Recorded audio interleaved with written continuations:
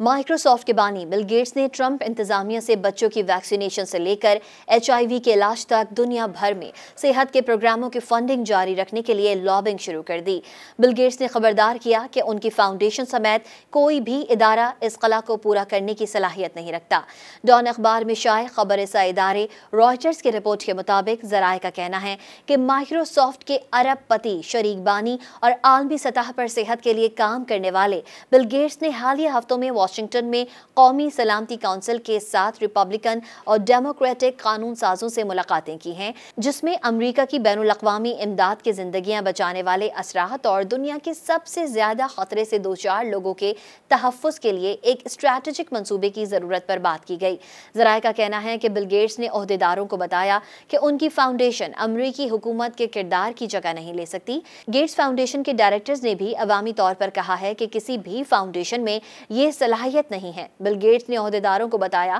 کہ امریکی امداد کی بندش سے ان کی گیٹس فاؤنڈیشن کی دنیا میں پولیو کے خاتمے اور ملیریا کے خلاف منصوبے شدید متاثر ہوں گے۔ واضح رہے کہ صدر ٹرمپ نے 20 جنوری کو عہدے کا حلف اٹھانے کے فوراً بعد امریکی ادارہ برائے بین الاقوامی ترقی کو ختم کرنے کا فیصلہ کیا اور 80% سے زیادہ معاہدوں میں کٹوتی کی اور ہنگامی غذائی امداد سے لے کر ملیریا کی روک تھام تک کے تمام منصوبوں کے لیے اربوں ڈالرز کی امداد منجمد کر دی۔